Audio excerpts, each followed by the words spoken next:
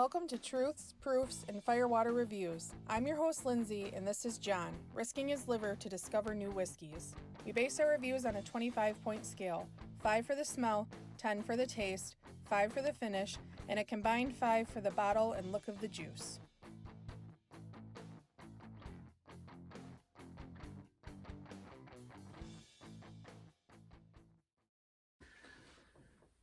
You want to tell them what we're doing today?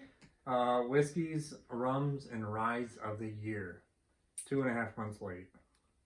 We've been really busy. A lot of tough decisions we made. We thought about these for a long time. Yeah. Didn't want to do some that were super allocated, so we did top 5s and top 3s. But we did have some hard to find, and then we threw in some that we thought were stellar, but easy to find. Okay. There you go. Yeah. You want to start with bourbon? Yeah. So Bourbons of the year. do bourbons of the year. So What was your number 5? My number 5? Yeah, we'll start at the bottom. Bear with us because I have some pictures of bottles and we have some of the bottles. So she's got to show off her iPad she got for Valentine's Day. John loves me. Mm-hmm. So my number 5 is 4-Gate Split Stave. We got a sample from Michael, and it was probably the best smelling bourbon I've ever smelt. It was one of the best, one of the most unique. It was very unique, and Not gonna lie, it set off, what, 9-month? No, we probably did that in summer, didn't we? Yeah. So maybe like a 6 to 8 month search for nickel wafers, because I got that as a nosing note, and then I missed them, and then it took us a long time to find some. It did. We just found some actually a couple weeks ago, so that was kind of cool. But I put that as my number 5 just because we're probably never going to have a bottle of it again. Yeah. Unfortunately.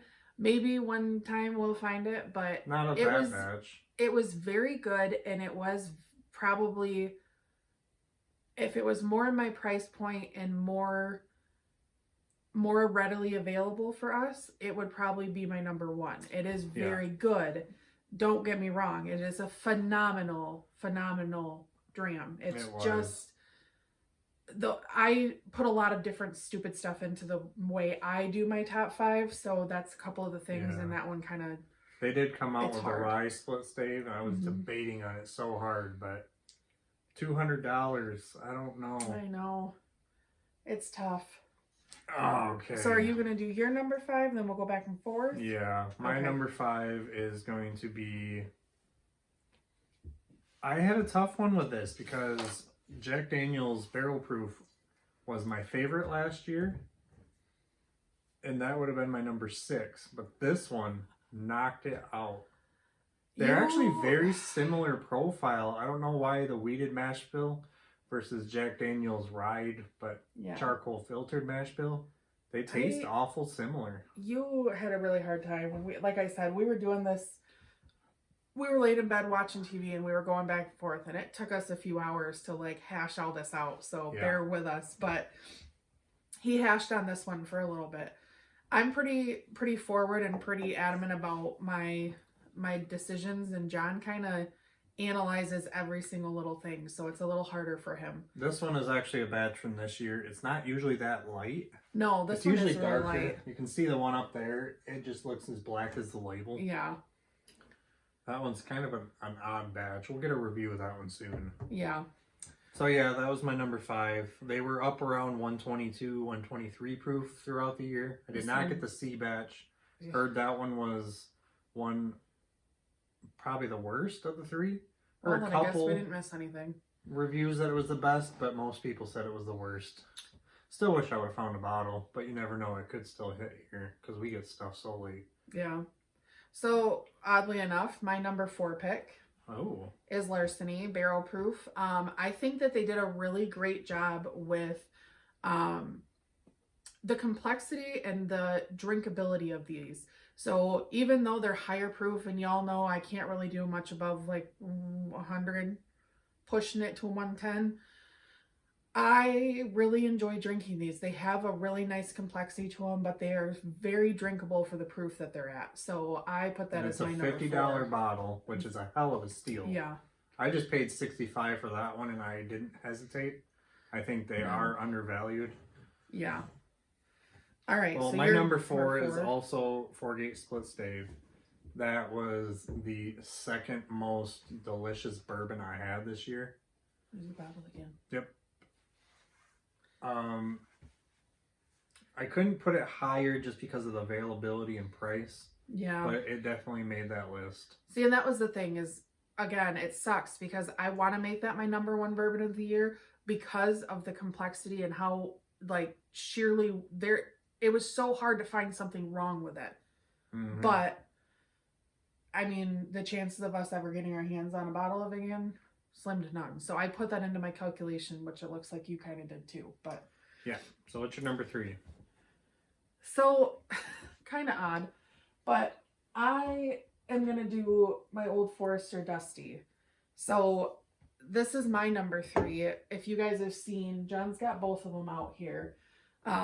We had 86 of this one. We had 100 proof of this one.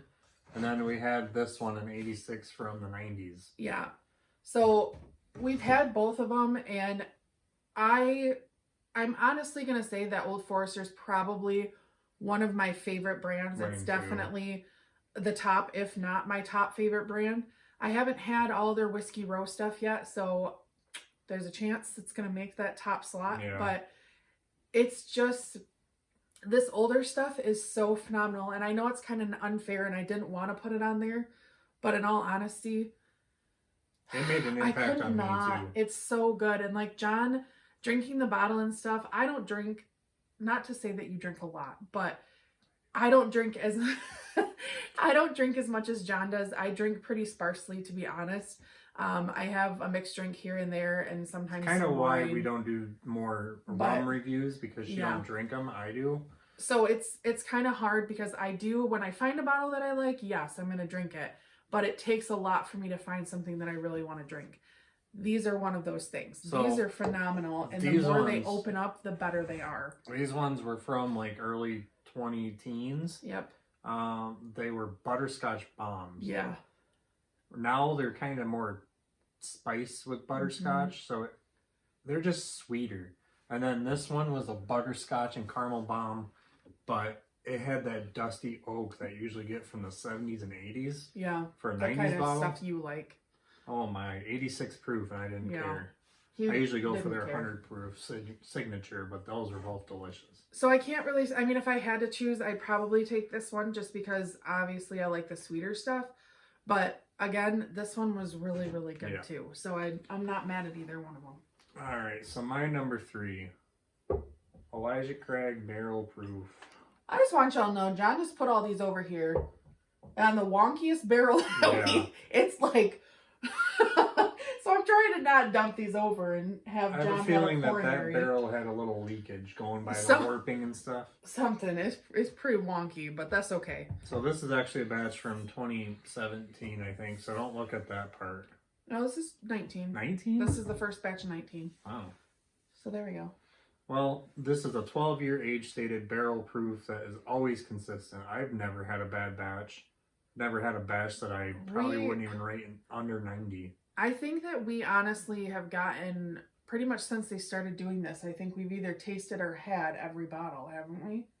Of the newer bottle styles, not the older bottle styles. Right, the new stuff. Yeah. So no, we missed last batch because it still hasn't hit our area. Yeah. Last batch of last year. So yeah, we're missing C batch of last year and the first batch, but which I don't understand why we don't get that C batch right now, because we can still find the B batch on the shelves in a couple spots. I don't know. Welcome to Michigan, where warehouses are fucked up. Is kind of hit or miss. Some areas it's super hard to find, and then some areas it's not. For us, it's random. Some batches we'll see cases. We'll see, like, we'll walk into a store and they'll have 6 cases of it, and then the next time they'll have 4, and then the next time they'll have none. And then since it's insane. A couple weeks before Christmas, we haven't seen it. Yeah, like Christmas came around and now it's gone. we've been looking around for it and we can't find it anywhere for the last month and a half. So that's cool. They're always consistent, and I fell in love with their barrel proof this year more and more just because the first 2 batches were phenomenal to me. They're solid. Elijah's always been a good solid one for us. All right. So I was really torn with my number 2 and my number 1. So my number 2 is going to be this guy. Which really surprised me you put that on the list. So I like 1792. I like a lot of their stuff. A little disappointed with some of it, but for the most part, 95% of the product that they're putting out that I have tried, I really enjoyed. John just got his hands on a 12-year, and I'm kind of excited to open that one up and check it out. I think he is too. He's kind of waiting for me to test him on it. Their juice is different. Yes. I don't know what it is. Sometimes it's so light. Like the Bottled and Bond's like a light and fruity one. Yeah. But that was a single barrel though. I don't know. But their still, stuff just is so different. It's different than any everything. other. You always get something different, new, and complex with it. It's never like, except for one bottle. But everything that I've tried with them, or I've seen, or I've had, and their single barrels and their store picks, like everything is just phenomenal. Store pick from Repeats that was good. Really, really good. That was my favorite foolproof pick. So it's one of those things where, like, John always says, he's like, I don't know why I don't pick these up more often, because we don't have it for a couple of months, and then he'll find a store pick he'll find something that he wants, and he'll buy it, and then he'll crack it open. He's like, dang, I don't know why I don't grab these more. And there's no shortage of them. There was for a while, but now again, we're finding them everywhere. So, I got my first bottle of this 2 years ago camping. We went to the gas station, and I finally found one. Yeah. Oh, I fell in love with it. I'm really surprised that was on your list. Well, there it is. My number 2 is Cooper's Craft. This is going for more of an available approach. This is phenomenal. This is $30. It is chiseled and charred on the inside of the barrels, so it gets more contact with the wood. It's almost like a double oaked type of bourbon without rebarreling. Essentially. Yep. It is a Brown Forman product. It's just so good. I don't have to say it. It's not available in every state, which sucks. We don't get it here. It's in our price book, but no one can get a hold of it. I don't know why. I don't know if it's in Ohio, it's in Indiana, it's in Illinois. We just got to drive an hour and a half to get it, which I'm okay with that. And that's kind of what he said. We found a liquor store right across the border that has it, so can't be mad at that. Just got to make trips to Indiana. They do have another 82.2 proof. It's a little bit different. This one's super good, super solid, but it's more in that smooth, somewhat not as complex. Yeah. It's filtered through beech and birch charcoal, which makes it weird. Beech and birch. But it's good. Okay. Number 1s. I don't even know what you picked. So it's not cast strength 46. It's the 2020 SAE-4 something. I don't even know. 4 by PR5. Something like that. You want to pull up a picture of the bottle just so we can get it right. Which was the 2020 release of Makers. I love Makers releases. That one was a caramel bomb. I've never had that much caramel in a bourbon before. So Makers releases, the RC6 wasn't so available, but this one, I found it in quite a few spots. I should have picked up more bottles. Here we go. So it's a gray label. That one. It just disappeared. Oh! We don't want the offer, thanks. I'm good. $10 off? We do want that offer. No, we don't want the offer. How much is the bottle?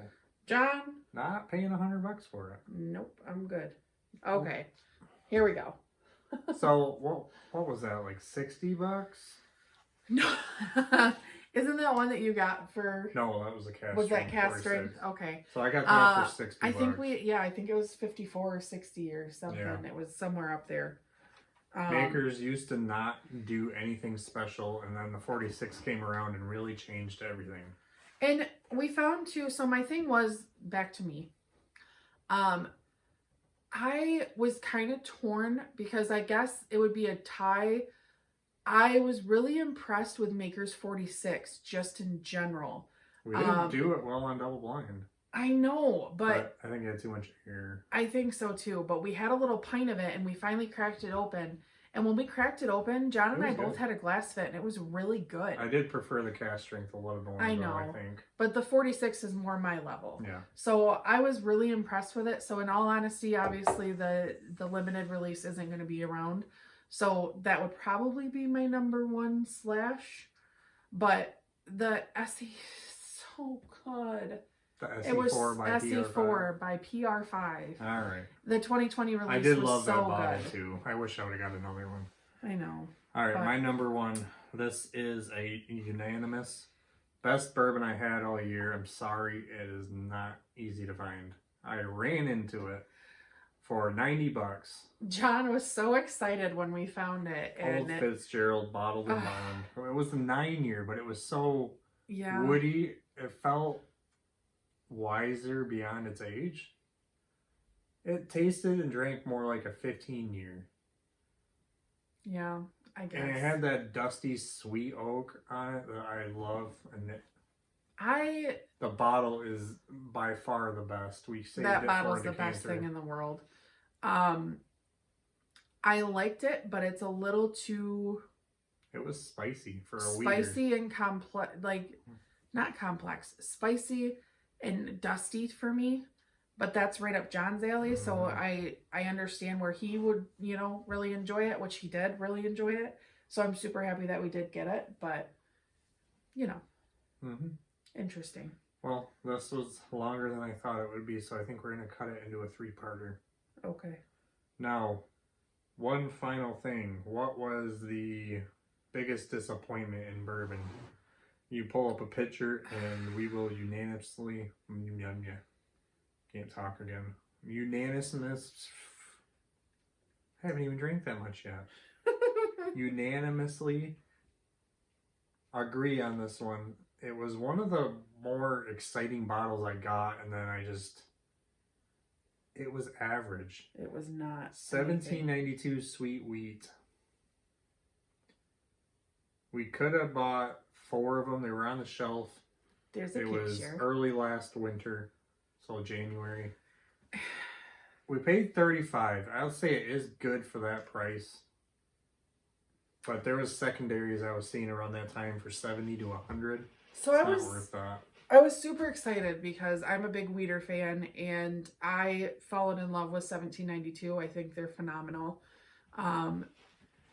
I was so disappointed when we opened that bottle because it was probably the biggest belly flop that I've had. It might have just been that year's batch. It could have been. And maybe batch. If we get our hands on another one eventually. I'll buy it if I see another one. We'll see, but either way, I for wasn't $35, impressed. it was still good. It was just our biggest disappointment. Yeah. Doesn't mean it was bad whatsoever. It was revved up quite a bit, and it was good. It just wasn't what I thought it was going to be.